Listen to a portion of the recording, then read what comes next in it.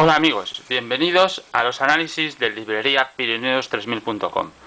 Hoy vamos a analizar el libro Massís del Montseny, el Collsacabra, de editorial Piolet y escrito por Carles Giel. Como veis, es un libro pequeño que nos permitirá llevarlo a nuestras excursiones en el Montseny y Collsacabra.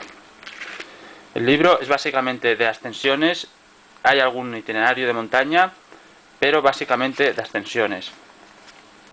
8 en el macizo del Montseny y las restantes en el Collsacabra. Una breve introducción, consejos prácticos y aquí tenéis las descripciones de los itinerarios.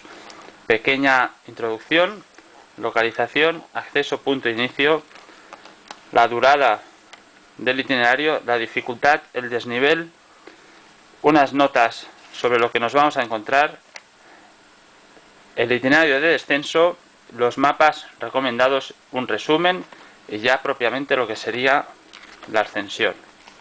Aquí la tenéis descrita con croquis en blanco y negro que nos ayudarán a situarla en el mapa. Las fotos también blanco y negro, como podéis ver, aunque son de muy buena calidad. Aquí las tenéis.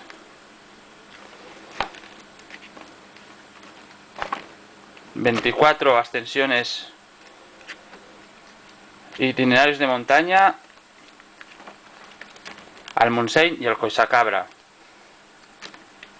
Y hasta aquí los análisis de librería Pirineos3000.com. Nos vemos en el próximo.